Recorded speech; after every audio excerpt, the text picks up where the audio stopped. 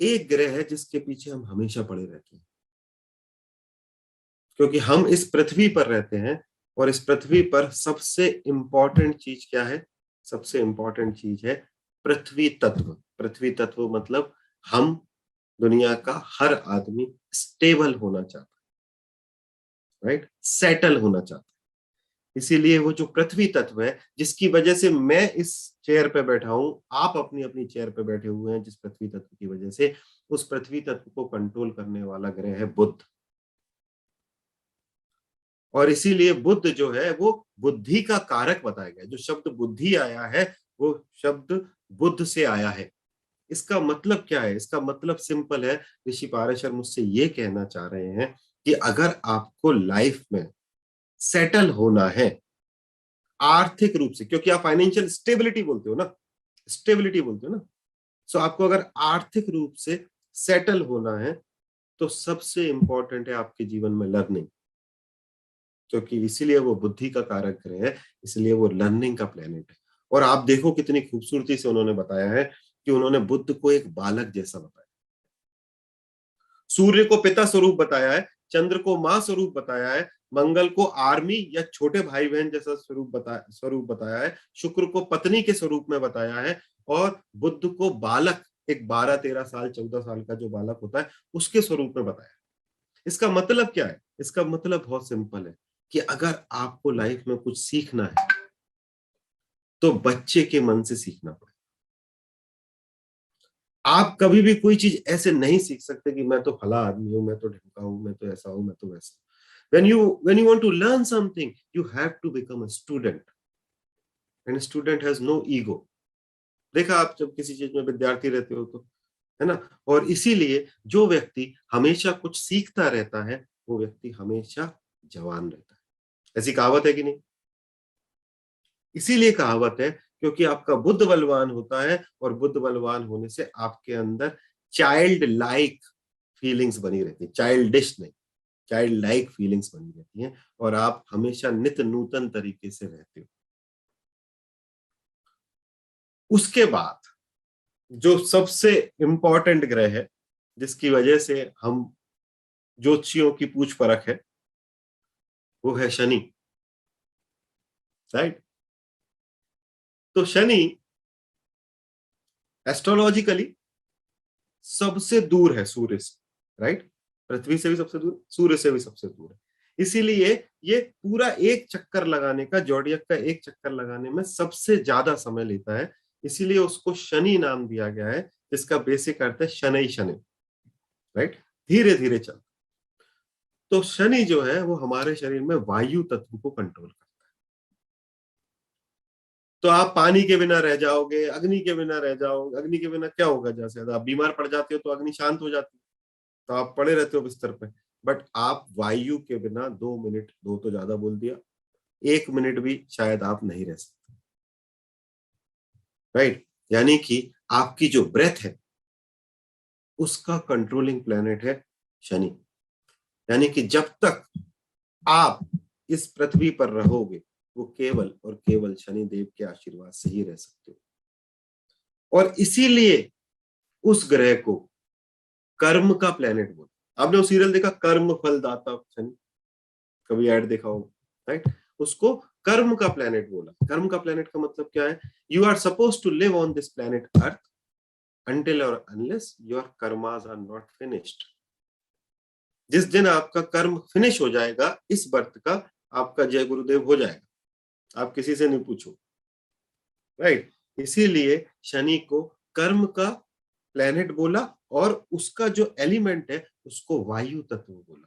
यानी कि आपका सांस रुक जाएगी, आपका नमस्ते हो जाएगा, और आपके इस जन्म के कर्म कंप्लीट हो जाएंगे। और यही कारण है कि आपकी लाइफ में जितनी भी शारीरिक समस्याएं वो प्राइमरली वायु बिगड़ने के कारण आती है। तो आपका शरीर के अंदर जब वायु का चैनलाइजेशन सही नहीं होता तो आपको पेन्स आते हैं, राइट? आपको क्रैम्प्स आते हैं, और आपको क्रॉनिक डिसीज आती है। इसीलिए शनि को हम बीमारियों का कारक ग्रह कहते हैं। यानी कि जो शास्त्र में लिखा है वो बात कर रहा हूं। हम 3 तरीके से अपने कर्मों को डिस्चार्ज करते हैं, राइट। सबसे पहले हम आत्मा से अपने कर्मों को डिस्चार्ज करते हैं, फिर हम मन से अपने कर्मों को डिस्चार्ज करते हैं, राइट। कर्म काटना जिसको आप बोलते हो, क्योंकि हमारे मन में कई तरीके की भावनाएं चलती रहती है, कई तरीके, तो नेगेटिविटी आ रही है, उससे हमारे कर्म काटते हैं हम, उन वो जो दुख होता है उसकी वजह से मिजरी में हम जाते हैं उससे। और तीसरा और सबसे इंपॉर्टेंट जो स्थान है वो है हमारे शरीर से हम अपने कर्मों को काटते हैं। इसीलिए सैटर्न जब आपके जीवन में आता है तो आपको यहाँ दुख रहा है, वहां दुख रहा है, ये आर्थराइटिस हो गया, फलाना हो गया, ढिमका हो गया, और दूसरे आदमी को जब हम देखते हैं ऐसा, तो हम क्या बोलते हैं, अपने कर्मों की सजा भुगत रहा है। बोलते नहीं बोलते, इतने बुरे कर्म किए हैं तो अंत तो ऐसा होगा ही होगा, ऐसा बोलते हैं, right. So it is a planet which is related with the karma, it is a planet which is in my body in the form of air. And then there are 2 more planets, Rahu Ketu, जिसका कि western science में कोई ज्यादा अस्तित्व नहीं है, but हमने हिंदू ज्योतिष में या वैदिक ज्योतिष के अंदर उनको छाया ग्रह माना है। तो उनको ऐसा बताया, और आकाश में ऐसा है भी, कि सूर्य चंद्र के दोनों नोड जो है, दोनों सिरे जो हैं चंद्र के, उन पर ये एक स्पॉट की तरह है। इसलिए इनको इंग्लिश में नॉर्थ नोड और साउथ नोड कहते हैं, राइट। बट हमारे वैदिक ज्योतिष में इसको राहु और केतु कहते हैं। सो राहु जैसे जो बताया गया है वो वायु तत्व का ग्रह है। और आपने अगर वो स्टोरी सुनी हो जिसमें कि, और हमारे यहाँ पर खूबसूरती क्या है, जैसे हम जब ज्योतिष पढ़ते भी हैं तो माइथोलॉजिकल स्टोरीज से पढ़ते हैं, राइट। जैसे अपन बच्चों को जब पढ़ाते हैं तो कैसे पढ़ाते हैं ना, कहानी जब सुनाते हैं उनको तो तुरंत समझ में आता है, कहानी से याद रहता है। इसलिए ज्योतिष का पढ़ने का तरीका भी है वो कैसा है, माइथोलॉजिकल स्टोरीज से है। हमारे पूर्वज इतने इंटेलिजेंट थे कि उन्होंने माइथोलॉजिकल स्टोरीज से उसको कनेक्ट किया, सो दैट आप तुरंत समझ जाओ। तो जो माइथोलॉजिकल स्टोरी है कि राहु केतु को, एक राक्षस था उसको काट दिया भगवान विष्णु ने, क्योंकि उसने अमृत पी लिया था, वो अमर हो गया। ऊपर का जो हिस्सा है वो राहु है, नीचे का हिस्सा जो है वो केतु है। इसका मतलब क्या है, इसका मतलब है राहु हमारा सर है, लेकिन वो छाया ग्रह है। मतलब कि हमारे सर के अंदर जो माया भरी रहती है 24 घंटे, जो हेलुसिनेशंस रहते हैं, जो हमें लगता है कि ये कर लूंगा, कार ले लूंगा तो ऐसा हो जाएगा, ये कर लूंगा तो ऐसा हो जाएगा, वो सब राहु है। और उसका जस्ट अपोजिट केतु है। यानी कि इसीलिए राहु को योग भोग कारक कहते हैं, केतु को योग कारक कहते हैं, तो केतु को मोक्ष कारक कहते हैं। और इसके अंत में जो सबसे बड़ा ग्रह है इस पूरे ब्रह्मांड का वो है बृहस्पति, जिसको आप इंग्लिश में जुपिटर कहते हो, हिंदी में उसका दूसरा नाम गुरु है। तो ये जो ग्रह है बृहस्पति, नासा बोलता है कि इसका रोल जो है वो पृथ्वी पर आने वाले जितने भी उधर अंतरिक्ष से फालतू सामान आ रहा है ना, बड़े बड़ा, उसको रोकने का रोल है बृहस्पति का, राइट, एस्ट्रोनॉमिकल। और since it is the biggest planet of the universe, तो ये बहुत ही महत्वपूर्ण है। और इसीलिए ये हमारे शरीर के अंदर आकाश तत्व को प्रेजेंट करता है।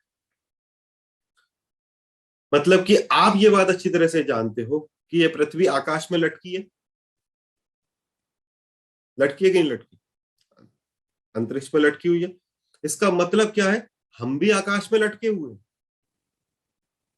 हमको ऐसा आभास हो रहा है पृथ्वी तत्व के कारण कि मैं इस रोड पर चल रहा हूं, बट बेसिकली तो पृथ्वी आकाश में लटकी हुई है ना। जैसे सूरज लटका हुआ है, जैसे बुध लटका हुआ है, जैसे मंगल लटका हुआ है, वैसे ही पृथ्वी भी लटकी हुई है, और हम भी आकाश में ही है। इसलिए आपके अंदर जो गहराई होती है, आपके अंदर जो हॉलोनेस है, आप जब अपनी आंख बंद करके अंदर झांकते हो तो आपको एक जो खालीपन दिखता है वो बृहस्पति है। यानी कि जब कोई व्यक्ति ज्ञान का बात करता है तो आप उसको क्या बोलते हो, यार इसने ना बहुत गहरी बात की, बोलते कि नहीं बोलते, इंग्लिश में आप बोलते हो उस बंदे में बहुत डेप्थ है, राइट। और जब कोई उथली बात करता है बोलते हैं इसके अंदर कुछ गहराई नहीं है, इस आदमी के अंदर कोई सब्सटेंस नहीं है इस व्यक्ति के अंदर। इसका मतलब बृहस्पति या गुरु जो है वो ज्ञान का कारक है। और इसीलिए जब आप शांत रहते हो, यानी कि जब आप ज्यादा आकाश तत्व में रहते हो, तो आपके ज्ञान में वृद्धि होती है। और इसीलिए बृहस्पति को हमने मैक्सिमम चीजों का कारक माना। मतलब कि अगर आपके पास दो अलग अलग ग्रह हैं, हाँ, एक बुध है जो कि इंफॉर्मेशन या लर्निंग का कारक है, दूसरा ग्रह है बृहस्पति जो कि ज्ञान का कारक है। इसलिए बृहस्पति गुरु का कारक है, गुरु शब्द है उसके लिए, बुद्ध के लिए स्टूडेंट शब्द है। राइट। तो आपने देखा होगा कि इस दुनिया के अंदर, ना केवल भारत में, ऐसा कोई भी धर्म नहीं है जिसका धर्म स्थल जहां पर पूजा की जाती है उसकी छत ऊंची ना हो। कभी देखा है आपने? चाहे आप मस्जिद को देखें, चाहे आप चर्च को देखें, चाहे आप इंडियन टेम्पल को देखें, एनी अदर रिलीजन, आप देखोगे कि जहां पर वो प्रेयर करते हैं वहां पर उस गुंबद को ऊपर, मतलब उसके आकाश को बढ़ाया जाता है। उसके आकाश को इसीलिए बढ़ाया जाता है, तभी आपको वहां बैठकर शांति का अनुभव होता है। और अगर आप देखोगे तो जैसे जैसे जैसे आपके जीवन के अंदर आकाश बढ़ता जाता है, वैसे वैसे आपके मकान का साइज भी बढ़ता जाता है, वैसे वैसे आपके ऑफिस के अंदर केबिन का साइज भी बढ़ता है। इसीलिए राजा महल में रहता है, हमको ऐसा लगता है ये व्यक्ति बहुत बड़ा है, इसीलिए शो ऑफ करने के लिए इतना बड़ा बंगला बनाया। ऐसा उल्टा है, क्योंकि उसके ऊपर जिम्मेदारी ज्यादा है, उसको ज्यादा विजन की जरूरत है, उसको ज्यादा आकाश की जरूरत है। क्योंकि जब आप आकाश में रहते हो तब आपके अंदर ज्ञान अवतरित होता है।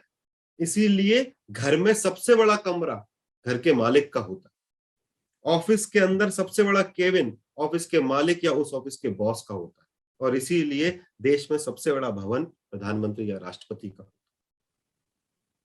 क्योंकि उनको ज्यादा आकाश की जरूरत पड़ती है। तो अगर मैं केवल इतना समझता हूं कि गुरु ग्रह आकाश का ग्रह है, और मेरी लाइफ में अगर मुझे आकाश बढ़ाना है तो इससे मुझे धन आएगा, प्रसिद्धि आएगी, पावर आएगी, ज्ञान आएगा, भाग्य आएगा। तो क्या मैं इसको उल्टा करके केवल इतना नहीं कर सकता कि मैं जीवन में वो एक्टिविटीज करूं जिससे आकाश बढ़े? You see what I'm saying? आप देखो, इस क्वारंटाइन टाइम में, कोरोना के टाइम में बच्चे घर में रह गए और हम ओवर प्रोटेक्टेड हुए उनके लिए। उनका, आधे बच्चों का इस समय पर इतनी समस्या है कि उनका बुद्धि काम करना बंद कर, जो बच्चे कभी स्कूल ही नहीं गए थे, नर्सरी में आने ही वाले थे, उनका टोटल बिगिनिंग ही गलत हो गया, क्योंकि वो रोज नीचे खेलने जाते थे, घूमने जाते थे, वो एक कमरे में बंद करके रह गए। आकाश इतना कम हो गया कि ज्ञान के लेवल पे अब कुछ समझ में आने में 2-3 साल लगे। और इसीलिए आप जब किसी झोपड़पट्टी में जाओगे तो आपको गर्दन नीची करके जाना पड़ेगा,